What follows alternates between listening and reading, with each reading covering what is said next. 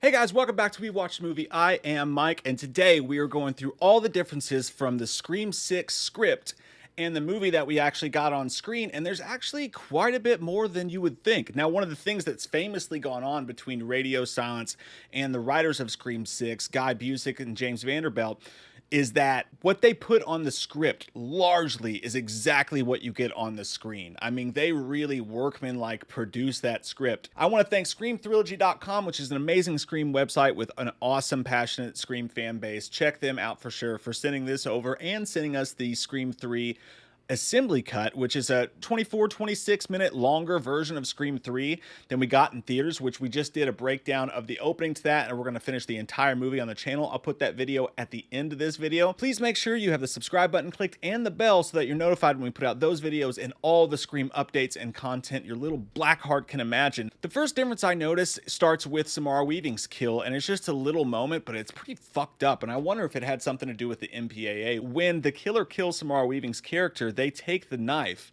and wipe the blood off of it using her cheeks while she lay in the street dead. That would have been pretty gnarly.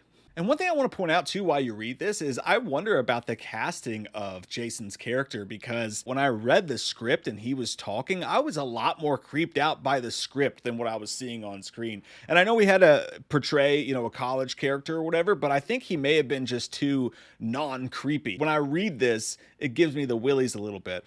There's also an MCU dig in the script, which for obvious reasons you can see why they asked for that to be taken out or it wasn't filmed, but nothing bad. But you know how people get about the MCU, they get all fucking wily about it. But it just says, fuck her, she gave me a C- on Mount Giallo paper. She should have been teaching a class on the MCU at community college. Trust me, film academia is better off without her. And then there's a note that says the cracked mask will be worn by Ghostface throughout the movie unless otherwise noted. Again, there's a lot of stuff in this script that's really specific about what it once filmed. And when I talked to the writer Guy Busick, and I'll put that interview at the end of this as well, he talked about how when they do these scripts, they put them in front of Spyglass and they get them approved before they ever go to shoot. So I don't know if that's just some rigidity with Spyglass wanting to know exactly what's going on film, or if it's just the working relationship with Radio Silence and Guy Busick and how this works. There's an extra scene of Mindy here where while they're at the party and they go to check on Tara, this dude plops down on the couch next to her, a preppy guy, and hits on her, and she's like, thank you, I'm dressed as a straight person. And it doesn't really add anything, so I can kind of see why they took this scene out. Another thing I thought was funny, the script noted that there's a poster on the wall for We Hate Movies, and it says this is non-negotiable. So I guess they really fucking like We Hate Movies. Hey, could you guys you could throw a We Watched a Movie poster in there or a t-shirt or something. It's fine with me if you want to. It's just, this note I thought was interesting. Now, this scene from the movie was one of the scenes I really wasn't a huge fan of. When they're walking and talking and Richie pops up on her phone and Ghostface just attacks in the middle of the street, I kind of thought that was super sort of a weak scene. I thought that could have been just way more interesting than him just flopping out like that. But it is interesting here. I did notice that it says that Ghostface raises his knife to drive it into her stomach, Casey Becker style. I didn't notice this in the movie the way it was filmed, but I wonder if they had a different scene in their heads for that when they wrote it, because again, that scene was just super anticlimactic. There's another interesting script note here when we get into the bodega scene where we've heard the talk before, and it was all in the trailers like, I'm something different. And some people were disappointed, feeling like it really wasn't. In my opinion, him being a detective and having the skills that he had made him different. And it says so here when he's going through and just murdering people, just straight up, not tripping and falling over everything, but just straight up murdering the shit out of people in the bodega.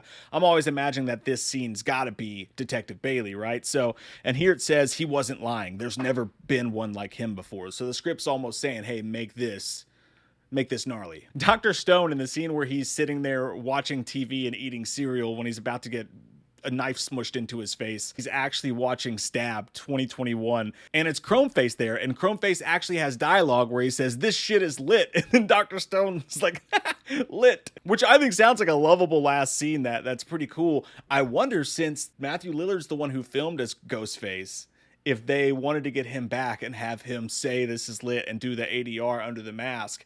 Maybe for some reason they couldn't. Maybe his dude's coming back soon. I don't know. Just a thought. I'll shut the fuck up. In the scene, in the quad, I left my Cranberry CD in the quad. What movie is that from? Comment down below. But in the scene in the quad, Chad's got an extra joke about an homage. And next up, we've got a pretty big difference between the script and what we saw on Scream. When Detective Bailey's sitting there talking to Kirby at the office, he is fingering his wedding ring, you fucking perverts. He's fingering his wedding ring, and Kirby notices it. She asks him how long he's been married, and he says, oh, sometimes I forget I'm still wearing it. We lost our son, and basically she left me, and asks Kirby if she's ever been married, and she takes a bite of her hot dog and holds up a finger and says, one and done. And he says, well, I'm sure there's someone special out there for you. And she says, seriously, what planet are you from? That dialogue's a little bit confusing to me. I'm not sure. One and done you would think would mean I was married and still am, or I was married once and I'm not going to be again. I'm not sure. But we'll get back to Detective Bailey's wife in a moment, because that's either purposely been omitted for a future thing that I do have a theory about, or they were just like, hey, there's no point. Here, just to point out what I mean by the omitted stuff, Quinn is about to be murdered by Ghostface. There's a couple lines in there that are omitted. I don't know what that means. I don't know what the point is, but it's interesting enough to point out that that exists in the script 2 or 3 times. And just as another example here of how direct this script and detailed this script is to what they actually filmed, literally Annika's head hitting the dumpster on the way down is literally listed in the script, specifically how it happens. I just want to say that this is one scene where Billy shows up in the glass and we've got, you know, Ghost Billy or whatever, and he's talking to her. I didn't mind it at all in the first one, and I love seeing old Skeet back on screen, but I've always hated the dialogue in this scene, and I'm gonna say that I think it reads just as bad here as it plays out. So I just want to go ahead and take that blame off of Skeet Ulrich for that scene, because it doesn't read great either. I don't know if they're trying to make him sound like he was a 90s high school kid, which is understandable, but I just don't love that dialogue there. Like the Team Loomis, get our murder on, like it's way too hip, it feels like, for what Billy would have actually said. I do want to note, on the count of Stu being dead, the script says when Bailey and Kirby are staring at the wall with all the killers on it, the script doesn't say anything about it showing who's dead. It just says it has the board on them. So radio silence, that was just a part of their board to show who died and when they died. It doesn't really mean anything that it was or wasn't there. But also, I want to point out that it was not in the script when they are at the shrine and Kirby and Mindy are speaking to each other, and she's like, the TV that killed Stu Macher, and Mindy goes, if you believe he's dead, was not in the script. Now, this doesn't go towards anyone's argument of Stu being alive or being dead. I'm just saying that that was added by the directors, or at the very least ad-libbed and left in the film. Take it as you want to take it.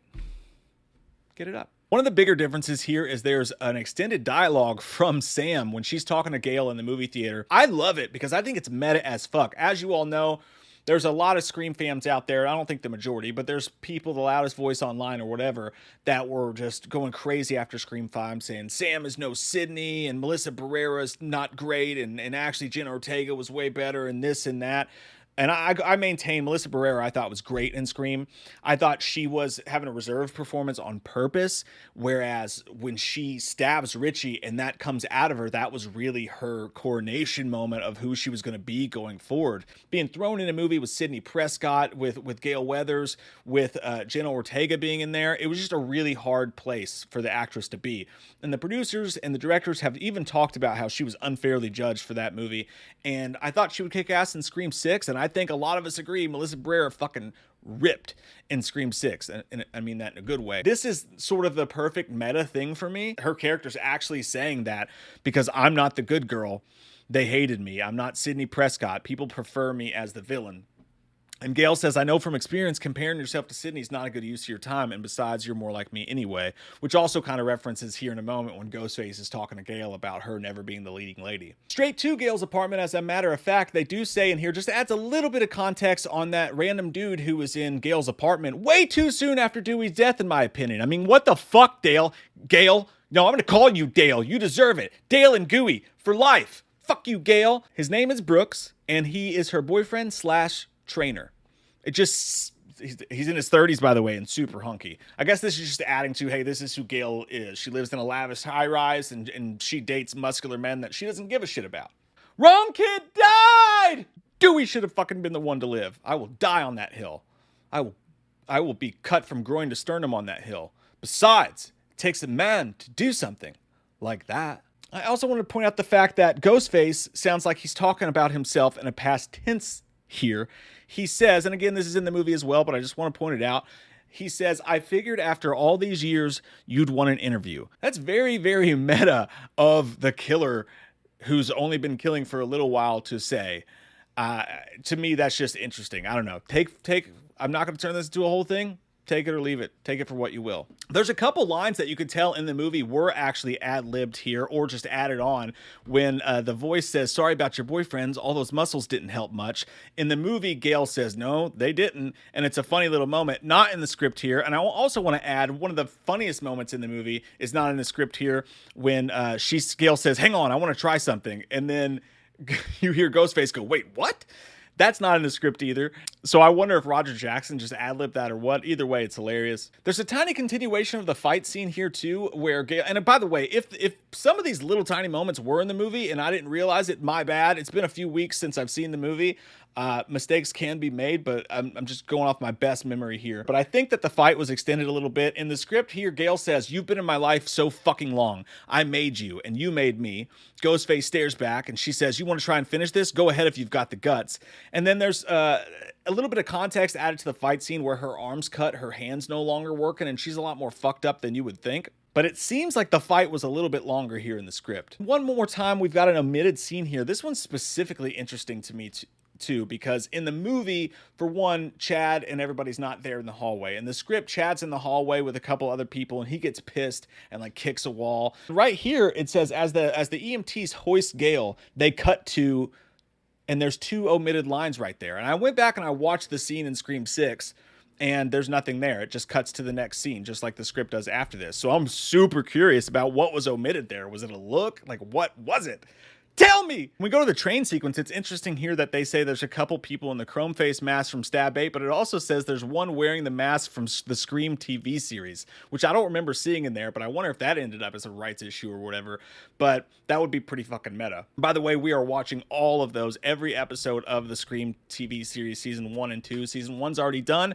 We're midway through season 2 right now. If you want to check out the Patreon down below, all those full commentaries are on there. You can hear me scream, rant, and cry.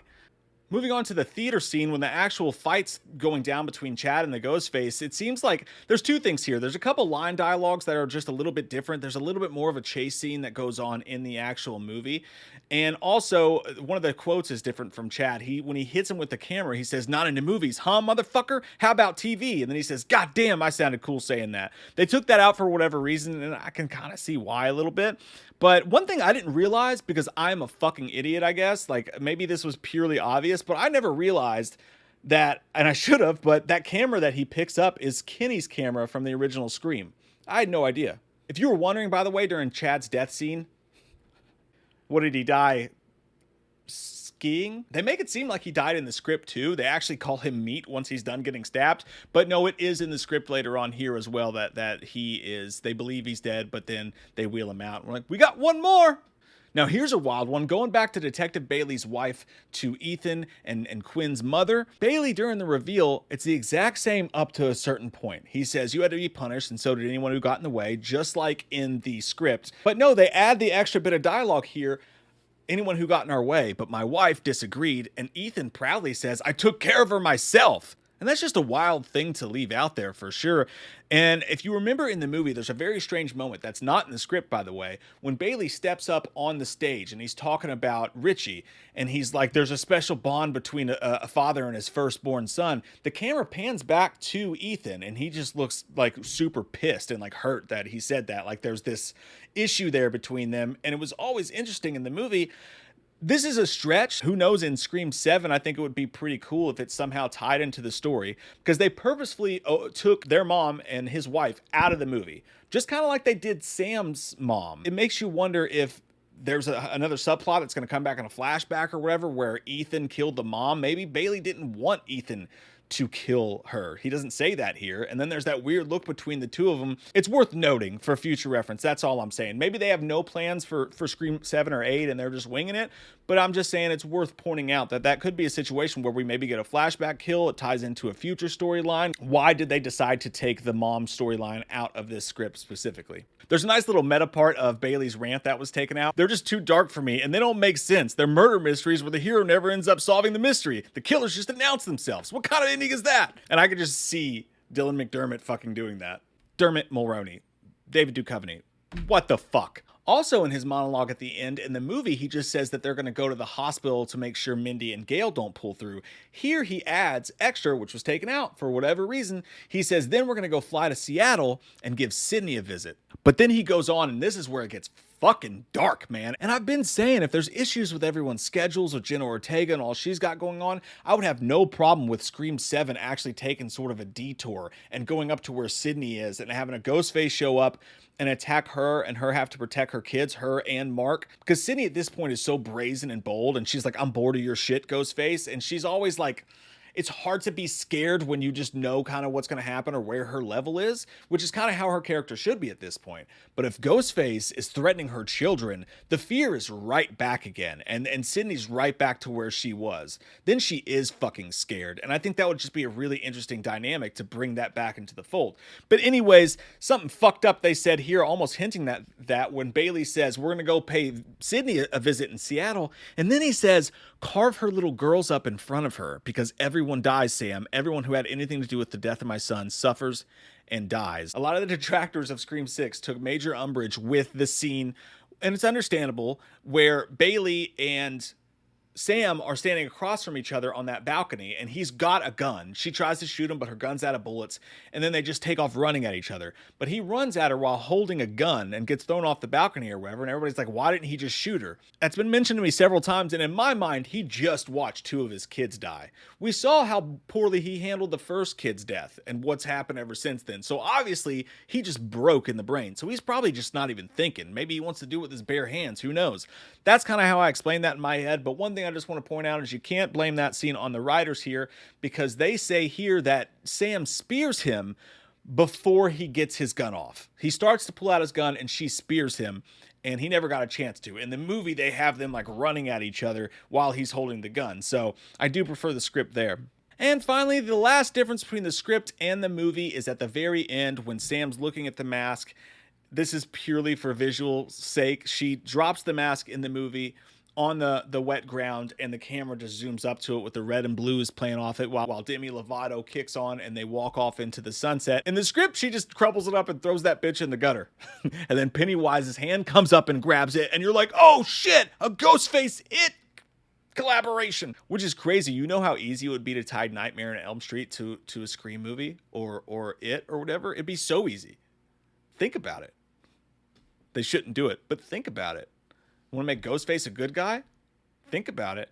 I'm kidding. Don't click dislike and run away yet. Matter of fact, make sure you have the subscribe button and the bell click so you get all these upcoming Scream videos. Thank you guys for going through this with me. I absolutely adore doing this stuff, and it's because of you guys I'm able to spend all this time going through random ass movie scripts with subtle changes in them. So I love it, and I love you guys, and I hope you guys have an amazing day. Mom and Dad are gonna be so mad at me when they find out I'm in love with my friend Billy. Well, he's got a white shirt, tight little jeans, kinda wanna put my P in his B. He hit me with the phone, I wished it was his dick. You cut me too deep this time. You cut me too deep this time. Woodsboro will never know me and Billy were more than bros. So get it up, leave her alone. He was my Sharon Stone. And Billy were more than bros, so get it up, leave her alone. He was my Sharon Stone.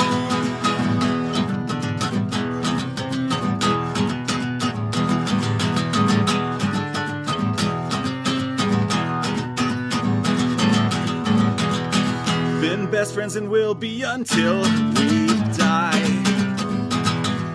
And by the way, I'm still alive.